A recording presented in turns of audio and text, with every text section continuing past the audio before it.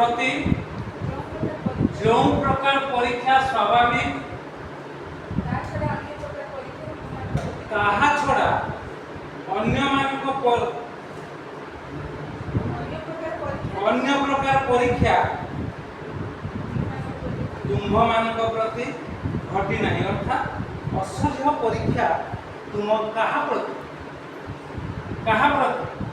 यदि आम देखा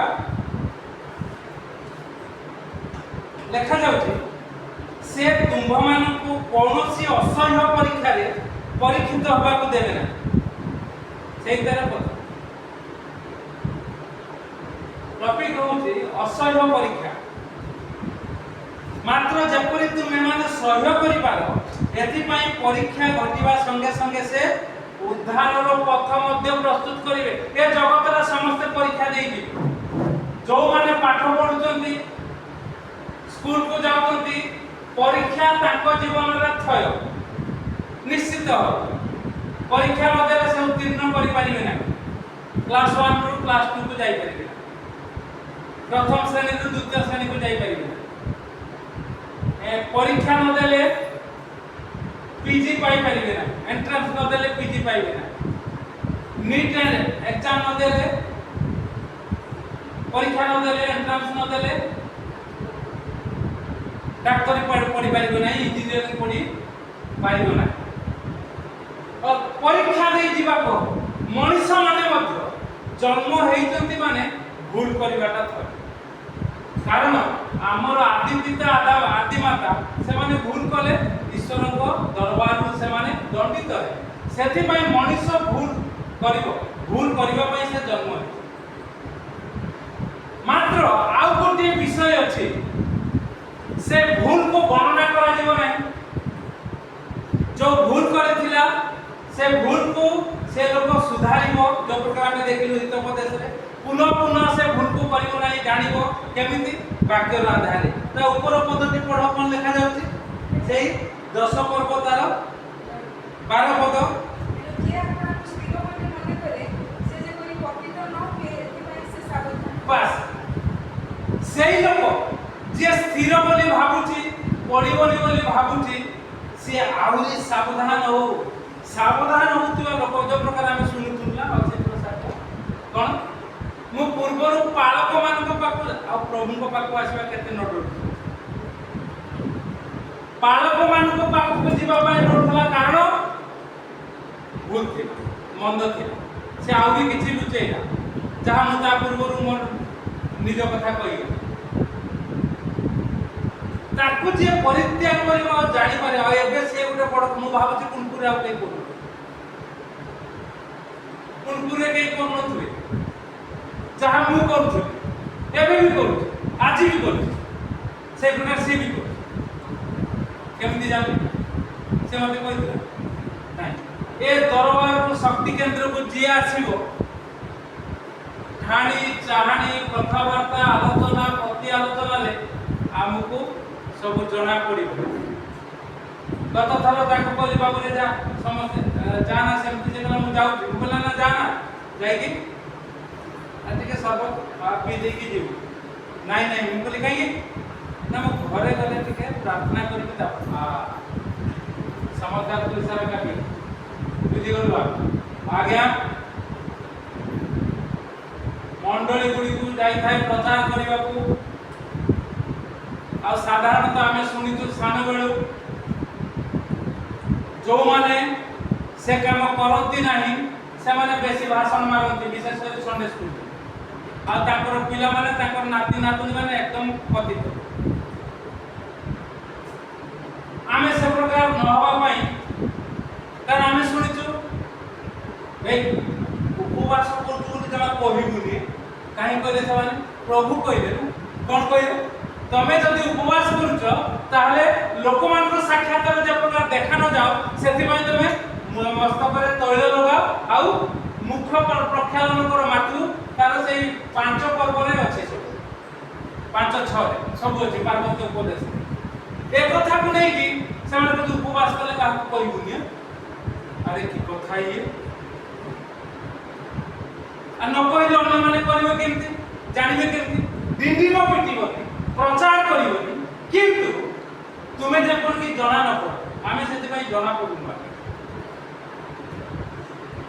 ଥରେ ମେ ଫେୟାର ଚର୍ଚ୍ଚରେ ଭୁବନେଶ୍ୱରରେ ମୋତେ ସ୍ପିକର କରି ଡାକିଥିଲେ ଗୁଡ୍ ଫ୍ରାଇଡେ। ମୁଁ ପୁରା ନାଦିକି ଯାଇଛି ପେଟେ। ସେଟା ପେଣ୍ଟିକୋଷ୍ଟାଲ ଚର୍ଚ୍ଚ, ସେମାନେ ଆରମ୍ଭ କରିବେ 11ଟାରୁ, ସରିବ ତାଙ୍କର ସମୟ ନାହିଁ। ପେଣ୍ଟିକୋଷ୍ଟାଲ ଚର୍ଚ୍ଚ ମାନଙ୍କର ସମୟ ନଥାଏ, ଆରମ୍ଭ ସମୟ ଥାଏ କିନ୍ତୁ ଶେଷ ସମୟ ନଥାଏ। ଆଉ ମୁଁ ଯାଇଛି ସ୍ପିକର ହେଇ। ପୁଣି ଦାରା ସିଂଙ୍କୁ ଯୋଉ ଧରିଥିଲେ ବଳରାମ ସାଗର, ସିଏ ଯାଇଛନ୍ତି ମୋ ସାଙ୍ଗେ ସାକ୍ଷ୍ୟ ଦେବା ପାଇଁ। ଏବେ ବି ସେ ପୁଲିସ ଇନ୍ସପେକ୍ଟର ଅଛନ୍ତି କୋଉଠି, ପଶ୍ଚିମାଞ୍ଚଳରେ ଦେବଗଡ଼। ସମ୍ପର୍କ ନାହିଁ ଏବେ 5-6 ବର୍ଷ ହେଲା, ମାନେ କଥାବାର୍ତ୍ତା ନାହିଁ। ଯାହା ହୁଏ ଫୋନରେ କଥାବାର୍ତ୍ତା, ସିଏ କରୁନାହାନ୍ତି, ମୁଁ ବି କରୁନି ଆଉ। ସେଇ ସମୟରେ ଯାଇଥିଲି, ମୁଁ ଏଟା କୋଉ ମସିହା କଥା କହୁଛି, ଦାରା ସିଂ ଧରା ପଡ଼ିବାର 2 ବର୍ଷ ପରେ ଏ ବାବୁ ଭୈରବୀ ଭକ୍ତ, ଇଏ ପ୍ରଭୁଙ୍କୁ ଗ୍ରହଣ କଲେ, ମୋ ସାଙ୍ଗରେ ଭେଟଘାଟ ହେଲା। ଏ ପ୍ରକାର ଭାବରେ ତାଙ୍କୁ ପ୍ରଭୁ ହିଲିଂ ପାୱାର ଦେଇଥିଲେ, ସେ ସୁସ୍ଥ କରିବାକୁ ଯାଉଥିଲେ। ମୋତେ ଡାକୁଥିଲେ, ଭାଇ ମୁଁ ବାକ୍ୟରେ ଦୁର୍ବଳ, ଆପଣ ଆସିବେ ବାକ୍ୟ ଦେବେ ଆଉ ମୁଁ। ଆମର ଏ ପ୍ରକାର ସମ୍ପର୍କ ଥିଲା। ଭୁବନେଶ୍ୱରରେ ଆମେ ବୁଲୁଥିଲୁ।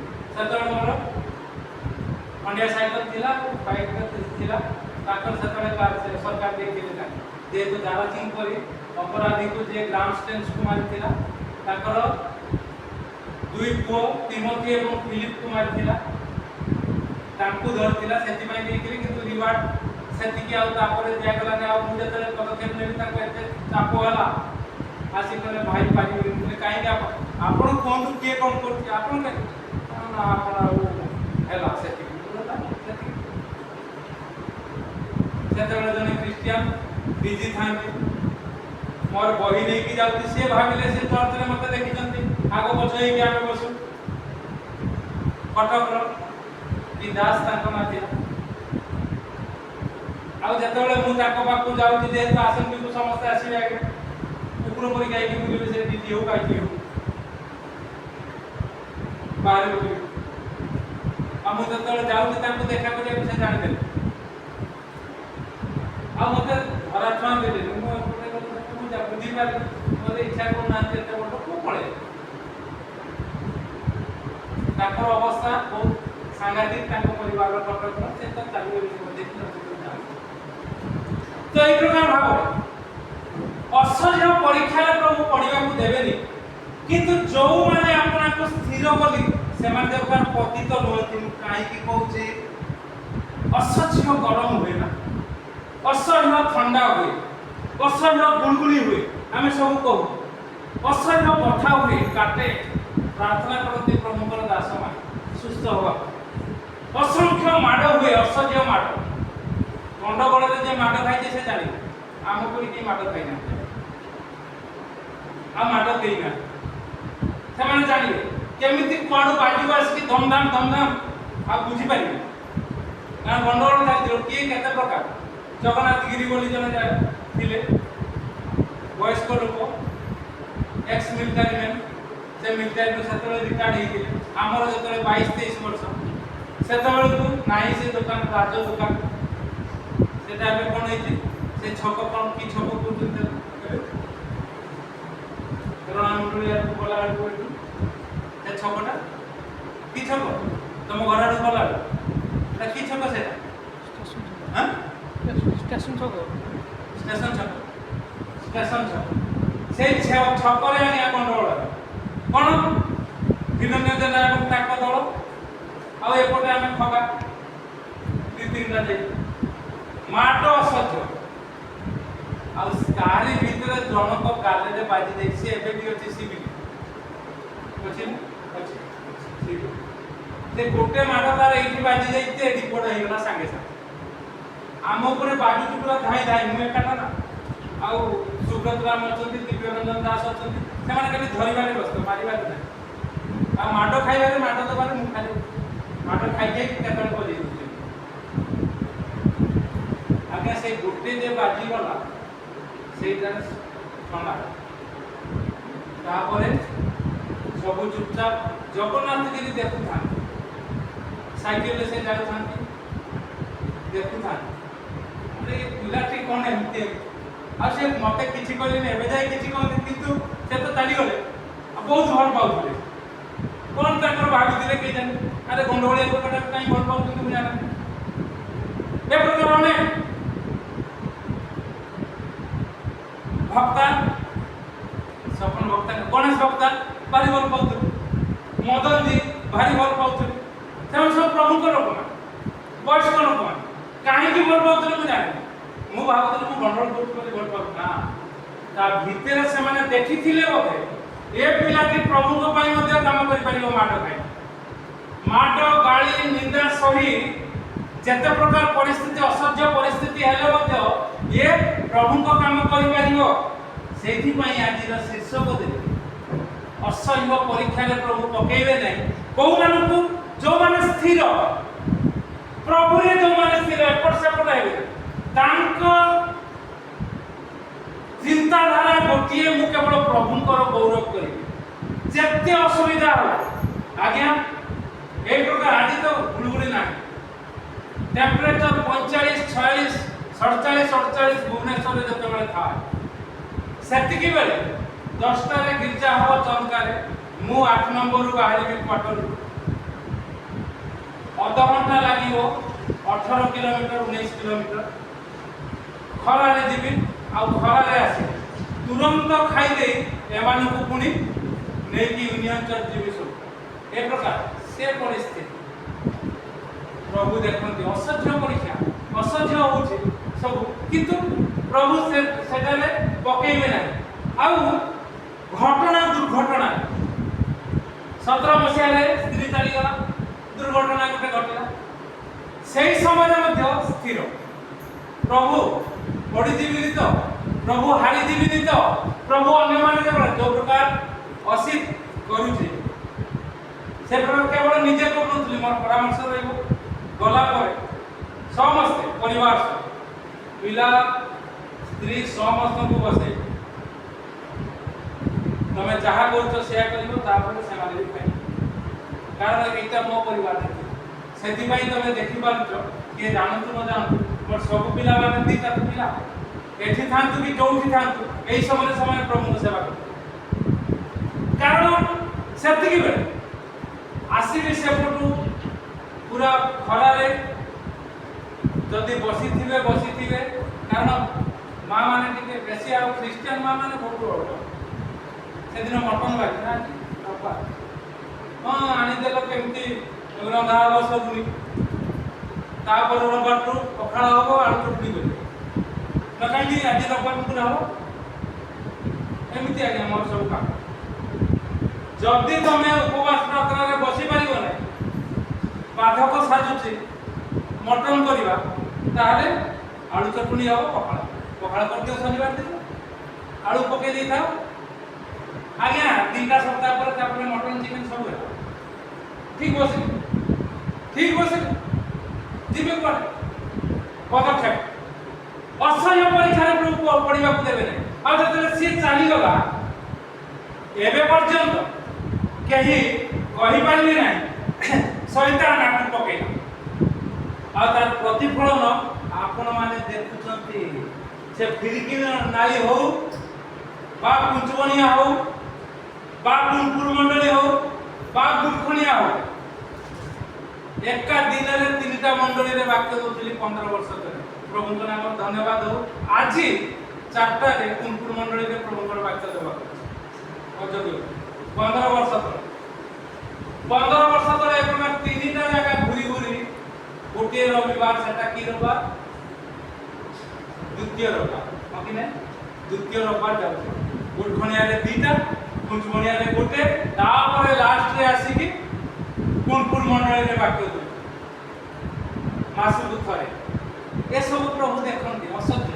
ଆଉ ତମାନେ ଯେ ଥିବ ସେତେବେଳେ ଜାଣୁଛ, ଦିନେ ବହୁତ ମାନେ ଇମୋସନ ହେଇକି କହିଦେଉଥିଲେ, ଆଜି ପ୍ରସ୍ତୁତ ହେଇପାରିଲି ଏତେ ବିଷୟରେ, ତଥାପି ବାକ୍ୟ ଦଉଛି। କିନ୍ତୁ ପ୍ରଭୁ କହୁଛନ୍ତି ଅସହ୍ୟ ପରୀକ୍ଷା ନୁହେଁ, ମାତ୍ର ଆମେ ତୁମକୁ ଉଦ୍ଧାରର ପଥ ଦେଖେଇବା। ଆଜି ଆରାମସେ ଯିବି 3:30ରେ ବାହାରି, 4ଟା ପୂର୍ବରୁ ବାକ୍ୟ ପହଞ୍ଚିବାର ଅଛି କାରଣ ମୁଁ ଟିକେ ଲେଟ୍ରେ ପହଞ୍ଚୁଥିଲି ଆଗରୁ ବେଶୀ ଲେଟ୍ ଏଇ ବର୍ଷଠୁ ପ୍ରଭୁ କଥା କହିଲେ ଚିନ୍ତା ଦେଲେ ବାବୁରେ କୁମକୁର ମଣ୍ଡଳୀରେ ଆଉ ପଛରେ ପହଞ୍ଚିଲେ ହବନି ଯେତେ କଷ୍ଟ ହଉ ତତେ ଆଗେ ଯିବାକୁ ଏଇ ଯାଇଥିଲେ ନୂଆ ବର୍ଷର ଟାଇମ୍ ବୋଧେ ଜାନୁଆରୀ ଲାଷ୍ଟକୁ ଫେବୃଆରୀ ଫାଷ୍ଟ ଆଉ ସେଇଠୁ ହେଇପାରିଲା ନାହିଁ ଗୁଡ୍ ଫ୍ରାଇଡେଠୁ ଆରମ୍ଭ କଲୁ ଶୀଘ୍ର ଯିବା ପାଇଁ ଆଉ ତାର ପ୍ରତିଫଳନ ଏତେ ଶୀଘ୍ର ଯଦି ପଦକ୍ଷେପ ନ ନେବୁ କେତେବେଳେ ଆଉ ଟିକେ କଷ୍ଟ ହବ କ'ଣ କଷ୍ଟ କିଛି ଅସୁବିଧା ନାହିଁ ପ୍ରଭୁ ଉଦ୍ଧାରର ପଥ ପ୍ରସ୍ତୁତ କରିବେ ଆରାମରେ ପ୍ରଭୁଙ୍କ ନାମକୁ ଉନ୍ନତ କରିବେ ଆଉ ବୁଲିବାକୁ ହବ ନାହିଁ 20 ବର୍ଷ ଯୋଉ ବୁଲିଥିଲୁ ଏବେ ତୁ ଆରାମରେ ଯିବୁ ବାକ୍ୟ ଦେବୁ ତୋ ପାଖକୁ ଲୋକମାନେ ଆସିବେ ତୁ ସେମାନେ ଶିକ୍ଷା ଗ୍ରହଣ କରିବେ ସେମାନେ ଏକା ଯାହା କରୁଥିଲେ ଅନେକ ଲୋକ ତାହା କରିବେ ପ୍ରଭୁ ଆପଣଙ୍କୁ ମୋତେ ଅନୁଗ୍ରହ ଆଶୀର୍ବାଦ କରନ୍ତୁ ଆସୁ କିଛି ଅସହ୍ୟ ନାହିଁ ପ୍ରଭୁଙ୍କ ଲୋକମାନଙ୍କ ପାଇଁ କିନ୍ତୁ ଆମେ ସ୍ଥିର ରହିବାର ହିତୋପଦେଶ ତାର 26 ପର୍ବ 11 ପଦ ଅନୁସାରେ ମୂର୍ଖ ନ ହବାର ଅଛି ପୁନଃ ଗୋଟିଏ କାମକୁ ନ କରିବାର ଅଛି ମନ୍ଦ କାମ କେବେ ଯାଏ ପ୍ରଭୁ ଆମକୁ ବ୍ୟବହାର କରିବେ ତାଙ୍କ ନାମକୁ ଉନ୍ନତ ଉଚ୍ଚୀକୃତ କିଛି ଅସହ୍ୟ ନାହିଁ ଆପଣ ଦେଖିଥିବେ ନା 7 ମାସ ତଳେ ମୁଁ 30 ବର୍ଷର ଉପବାସ ଭାଙ୍ଗିଲି ଗତ ବର୍ଷ 7 ମାସ ତଳେ କାରଣ ହେଲା ନାହିଁ ଆଉ ମାତ୍ର 7 ମାସ ଯାଇ ପୁଣି ଆରମ୍ଭ ହେଲା କାହିଁକି ପ୍ରଭୁ ପରୀକ୍ଷାରେ ପକାନ୍ତି ଆଉ ଆମକୁ ସେ ବିଶ୍ୱାସ ବି ଦେଖନ୍ତି ଔଷଧ ଏବେ ବି ଅଛି ତାକୁ ବାଛି କୋଉଟା ଖାଇକି କ'ଣ ପ୍ରଭୁ ଭଲ ଲାଗୁନି ଔଷଧ ଖାଇବାକୁ ମୋତେ ଭଲ ଲାଗୁନି ସେ ଔଷଧରେ ବେଶୀ ଡିମେରିଟ୍ସ ନାହିଁ ମୁଁ ସେତେବେଳେ କହୁଛି ଅଛି ସେ କିନ୍ତୁ ଏବେ ସେ ପ୍ରକାର ପୁନର୍ବାର ତାହା ଷ୍ଟାର୍ଟ ହେଇଗଲା ଏଟାକୁ 2 ପାଳି କି 3 ପାଳି ହେଲା ମୋତେ ମୁଁ କହୁଛି ପ୍ରଭୁ ଅନୁଗ୍ରହ ଆଶୀର୍ବାଦ କରନ୍ତୁ ଆସୁ ପରିସ୍ଥିତିରେ ଘଟଣା ଦୁର୍ଘଟଣାରେ ଆପଣ ମୁଁ ପଦକ୍ଷେପ ନେଉ ଏ ପ୍ରକାର ପଦକ୍ଷେପ ନେବା ଏ ପ୍ରକାର ଯଦ୍ୱାରା କି କେବଳ ଆପଣ ନୁହନ୍ତି ଆପଣଙ୍କ ପଛରେ ଯେଉଁମାନେ ସ୍ଥିର ହୋଇ ଚାଲିବେ ସେମାନେ ବି ଆଶୀର୍ବାଦ ପାଇବେ ଯେଉଁମାନେ ଅସ୍ଥିର ହେବେ ପାରିବେନି ମୋ ସ୍ତ୍ରୀ କରି ଚାଲିବେ ଆଉ ଚାଲିପାରିବନି ଏତେ କଷ୍ଟ ସହିପାରିବନି ଏତିକି କଷ୍ଟ ତ ସହିପାରୁନି ଏତେ କଷ୍ଟ କ'ଣ ସହିପାରିବ ଆଉ ସେଇ ଶିକ୍ଷା ଆମେ ଦେବୁ ବାବୁ ବସ ଏକତ୍ର ଆଉ ଆମର ବି ସେଇ ଚିନ୍ତା ଆମର ପିଲାମାନେ କୁଆଡ଼େ ଯିବେ ସେମାନେ ବି ପ୍ରକାର ସେଇ ପ୍ରକାର ଏକତ୍ର ପ୍ରଭୁଙ୍କର ସେବା କରି ଆଶିଷ ସବୁ ସଂଗ୍ରହ କରନ୍ତି କାରଣ ଆମେ କ'ଣ ହେଇଯାଉଛି ଜୀବନରେ ଆମେ ଜାଣିପାରୁ ଯୋଉ ଘଟଣା ଲୋକ କରିପାରୁନାହାନ୍ତି ଆମେ କରିଦେଉଛୁ ବୁଝିପାରୁନୁ ଆମେ କେମିତି ହେଉଛି କ'ଣ ହେଉଛି କୋଉଠି କି ପ୍ରକାର କେବଳ ପ୍ରଭୁଙ୍କର ଅନୁଗ୍ରହ ରହୁଛି ଛାତ ପଡ଼ିଲା 10ଟା ସେଇଦିନ ସକାଳେ ତା ପୂର୍ବ ଦିନ ସକାଳେ ମୁଁ ଭୁବନେଶ୍ୱରରୁ ଆସିବି କ'ଣ ଗଲା ଅନ୍ନ ମୁଁ ପ୍ରାୟ ଉଠାଇନି ବ୍ୟସ୍ତ ଥାଏ ସେତିକି ବେଳେ ମୁଁ ରନ୍ଧା ବଢ଼ା ସାରି ଗାଧୁଆ ଘରକୁ ପଶିବି ଦୌଡ଼ିରେ ଆସିବି କାରଣ 9ଟାରେ ରନ୍ଧା ବଢ଼ା ଟିଫିନ୍ ଆଣିକି ଅଫିସରେ ଖାଇବି ଅଫିସରୁ ଖାଇ ଟ୍ରେନକୁ ଆସିବି ଟ୍ରେନ ଧରିବି ଅଫିସରେ ଟିକେ ବୁଝିଦେବି ଆଉ ପ୍ରଭୁ ଏ ପ୍ରକାର କାମ କଲେ ସେଇଦିନ ସମନ ଯିବ ଆସେମ୍ବଲି ହବ ମୁଁ ଆସିକି ଏଠି ଓହ୍ଲେଇଲା ପରେ ମୋତେ ଫୋନ୍ ହେଲା ଆଜି ସମନ ଯିବ ମୋତେ ଭାଇ ମୁଁ ଆଉ ଭୁବନେଶ୍ୱରରେ ନାହିଁ ପଳେଇ ଟିକେ ଦେଖିଛୁ ନା କିଏ ଦେଖିବ କ'ଣ କରିବି ତ ପଳେଇ ଯାଇଛି ଆଉ ଯଦି ଠିକ୍ ଆଗୁଆ ହେଇଯାଇଥାନ୍ତା ବାବୁ ସେଠି ରହିଥାନ୍ତେ ଏପଟେ ଛାତ କାମ କେମିତି ଆଉ ସିଏ କହୁଥିଲା କାହାକୁ ପଚାରିକି ଏଠି ବାଲି ପକେଇଛୁ ସେ ମୁସଲିମ ଯଦି ଆଜି 2 ଘଣ୍ଟା ଭିତରେ ନ ହବ ମୁଁ ପୋଖରୀରେ ଆମ ଗଡ଼ିଆ ବହୁତ କରିବି ବାଲି ତାକୁ ବୁଝେଇଲି ଯେତେବେଳେ ନ ହେଲା ମୁଁ କହିଲି ବାବୁ ମୁଁ କାମ ମନା କରିଦେଉଛି ତୁ ସବୁ ବାଲିକୁ ନେଇକି ଗଡ଼ିଆ ପକେଇ ତ ଗଡ଼ିଆ ପୁଡ଼ିଯିବ ଭଲ ଛୋଟ ବାଲି 15,000 ଟଙ୍କା ପକେଇଦେବେ ଗଡ଼ିଆ ସେ ଯେମିତି କହୁଥିଲା ମୁଁ 2-3 ଥର କହିଲି ତାପରେ ସାର୍ କହିଲା ପକେଇଦେ ଆଉ କ'ଣ କରିବ ପକେଇ ଦେଇଛୁ ଆଉ ପକେଇ ଦେଇଛୁ ନ କହିକି କାଲି ଯାଇଥିଲା ତ କହିପାରି ଆସିଲା ହେଲା ପକେଇ ଆଉ ତାପରେ ଆସିଲା ବେଳକୁ କାଲି ଛାତ ପଡ଼ିଲା ପୁରା ଆରାମ ଯାଇ କହିଲି ମାଂସ ଟିକେ ଦେବି ଘରେ ଘରେ ସ୍ତ୍ରୀ କି କିଏ ବାହାରି ଆସିଲେ ମାଂସ ଆମେ ଖାଇବୁନି କାରଣ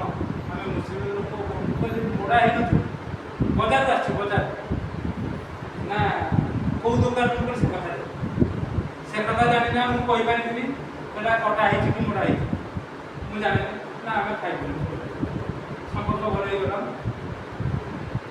ଐଶ୍ୱର୍ଯ୍ୟ ପରୀକ୍ଷା କିଛି ନାହିଁ ପ୍ରଭୁଙ୍କ ଦରବାର ସବୁ ଠିକ ଠାକ ହେଇଯିବ ଖାଲି ଆପଣଙ୍କୁ ସ୍ଥିର ରହିବାର ଅଛି ଆମ କାର୍ଯ୍ୟରେ ଆମ ଚିନ୍ତାଧାରାରେ ଆମ ମନୋଭାବରେ ସ୍ଥିର ଏଇଟା ପ୍ରଭୁଙ୍କ ପାଇଁ ଠିକ ମାନେ ଯେନ ତେନ ପ୍ରକାର ନେ କରିବୁ କିଏ କରୁନ ଘର ଲୋକ କରନ୍ତୁ ନ କରନ୍ତୁ ସ୍ତ୍ରୀ କରୁ ନ କରୁ ପିଲାମାନେ କରୁ ନ କରୁ ତମେ ବସ ଆଜ୍ଞା ଏବେ ଦେଖୁଛନ୍ତି କିବୋର୍ଡ ବଜାଉଛି ସେଟା ବଜାଉଛି ସବୁ ବଜାଉଛି ଏମିତି ସେଇ ଘରେ ହାରମୋନିୟମ ଧରି ଆସିଲି ତଳେ ବସି 12ଟା ହବ ମାନେ ସେଥିପାଇଁ ଏଠି 12ଟାରେ ମୁଁ ବିଜା କରୁଛି ଆଜ୍ଞା এটা ঘରୁ ଆରମ୍ଭ ହେଇଛି ଯେତେବେଳେ ପିଲାମାନେ କ'ଣ ଜଣେ ପିଲା ଏ ଛୋଟଟା ଥିଲା ସେତିକି 12ଟାରୁ ଗୋଟେ ଦିଟା ଯାହା ହବ ଆଉ ଉପବାସ କଥା କହୁଥିଲି ନା ସେ ମଣ୍ଡଳୀରେ ମୁଁ ପଚାରିଲି ଆଜି କି ବାର ନା ଶୁଭ ଶୁକ୍ରବାର ମୁଁ କହିଲି ଯୋଉମାନେ ଶୁଭ ଅଛ ହାତ ଟେକ ସମସ୍ତେ ହାତ ଟେକି ଦେଲେ ମୁଁ କହିଲି ଯୋଉମାନେ ଖାଇକି ଆସିଛ ହାତ ଟେକ ସମସ୍ତଙ୍କ ହାତ ପଡ଼ିଗଲା ମୋ ହାତ ଟେକା ହେଇକି ଅଛି ବୁଲିଆରେ ଶୁଭ ଦିନ କ'ଣ ନ ଖାଇକି ଆସନ୍ତି ଆଗେ ଆମର ପ୍ରଚାର ହେଉଛି ଏଇଆ କ'ଣ ବିଚାର କରୁଛ କର ଶୁଭ ବିବାହ ନ ଖାଇକି ତମେ ବିବାହ ଆମର ବ୍ରାହ୍ମଣ ସାଙ୍ଗମାନେ ତାଙ୍କର ପିଲାମାନେ ବାହା ହେଲେ ଝିଅ ବାହା ହେଲେ ବୋଲେ ଆରେ ଖାଉନ ନା ଆମେ ଖାଇବୁ ନା ଆମର ଅଛି କିନ୍ତୁ ପୁରା ଏପଟେ ବାୟୁ ପାଣି ସେଟା କ'ଣ କରୁଛନ୍ତି ଶୁଣୁଛନ୍ତି ମୁଁ ଆଉ କିଛି କହିଲି ବ୍ରାହ୍ମଣ ଆମକୁ ଡାକ୍ତର ଖାଇବାକୁ ବାଟ ଦେଲୁ ପାଉନା ନାଦି ଦେଲୁ ପଳେଇ ଗଲା କାମ ଯଦି ଏବେ ଶୁଣିବେ କେତେବେଳେ ପ୍ରଭାତ ପାତ୍ର ଆମର ଆଜି ଖାଇବୁନି ଆମର ଝିଅ ବାହାଘର ଆମ ଧର୍ମରେ ଅଛି ଏଇଟା କ'ଣ କରୁଛ ମେଚାଇ କାମ ପୁଣି ପକେଟ ରିଟାୟାର୍ଡ ହେଇଗଲେ ଜୁନ ମାସ ପ୍ରଭୁ ଅନୁଗ୍ରହ କରନ୍ତୁ ଆଶୀର୍ବାଦ ଆମେ ସେ ପ୍ରକାର ନ କିଛି ଅସହ୍ୟ ହବ ସବୁ ସହ୍ୟ ହେଇଯିବ ଆଉ ପ୍ରଭୁ ଯେ ପ୍ରକାର ଅନୁଗ୍ରହ ଆଶୀର୍ବାଦ କରୁଛନ୍ତି ଆମକୁ ସେ ପ୍ରକାର ଠିକଣା ସମୟରେ ଠିକଣା ବାବୁ ତୁ ଘରେ ପହଞ୍ଚିଯା ତାପରେ କ'ଣ ଆସିବ ଅଧା ବାଟ ହେଲେ ସିନା ତୁ ପାଣି କାଳେ ଓହ୍ଲେଇକି ପଳେଇକି କାମଟା ଆସିଗଲା ପହଞ୍ଚିଲେ ସେ କହିଲେ ତାପରେ ଆଉ ଫୋନ୍ କଲିନି କାହାକୁ କରନ୍ତୁ କ'ଣ ମନେ ମନେ ଭାବେ ପ୍ରଭୁ ଅନୁଗ୍ରହ କରନ୍ତୁ ଆଶୀର୍ବାଦ କରନ୍ତୁ ଆସୁ ଆମେ ଘଟଣା ଦୁର୍ଘଟଣାରେ ଯଦି ନିଜକୁ ସ୍ଥିର ବୋଲି ମନେ କରୁଛୁ ବିବେଚନା କରିବା ଆଉ ଲେଖାଯାଉଛି 12 ପଦ ଯେପରି ପତିତ ନ ହୁଅ ଏଥି ନିମନ୍ତେ ସାବଧାନ ସବୁ କ୍ଷେତ୍ରରେ ସାବଧାନ ଏ ସାବଧାନ ହବା ବିଷୟ ଆମେ ଜାଣିଲେ ଏକା ଥିଲା ବେଳେ जो प्रकार सावधानता जीवाक हुए नचेत आसाराम बाबू पड़िया ना तो कहली ना कहलु चिठी आस्ते हल्की ये से पंजाब से किए हुए दे रहे कोई तो होता हां ना ना ये हैं पासे दिखाओ जा प्रेसिडेंट है वो बाहर ना आती बोले तो अनुग्रह सावधान है के पड़ी मत जति हे जाई भूल बाबू 17 मसिया स्वीकार कर दियो हां आज्ञा एक प्रकार प्रभु को काम करू आ सज्जन धर देला भूल हेकरा मते जहा दंड दबा कथा दियो कोळे लुचे वकील देले हमको कले अवस्था खराब लोक माने दुनिया कथा कहू प्रभु आपन को मते से प्रकार न करबा को दियो स्थिर जदि अछु प्रभु को सेवा जदि को सुस्थता जदि करतो साक्ष्य जदि दो प्रभुଙ୍କର ବାକ୍ୟ ଯଦି ଦଉ ଆସୁ ଆମେ ଯେ ପତିତ ନ ହଉ ପ୍ରଥମ କରନ୍ତି ତାର କେତେ ପଢିଲୁ 10 ପର୍ବ 12 ପଦ ଅନୁସାରେ ସେଥିପାଇଁ ଅଧିକ ସାବଧାନ ହବା ତେବେ ଆମେ କହିବା କିଛି ଅସହ୍ୟ ନାହିଁ ଏ ଅସହ୍ୟ ସବୁ ହେଉଛି ମୋ ପାଇଁ ମୋର ମଙ୍ଗଳ ପାଇଁ ମୋର ପରିବାରର ମଙ୍ଗଳ ପାଇଁ ମୋର ମଣ୍ଡଳୀର ମଙ୍ଗଳ ପାଇଁ ଏବଂ ସାଧାରଣ ଲୋକମାନଙ୍କର ମଙ୍ଗଳ ପାଇଁ ଏ କଥା ସାକ୍ଷ୍ୟ ଦେବା ପ୍ରଭୁଙ୍କ ନାମ ଉନ୍ନତ ଉଚ୍ଚୀକୃତ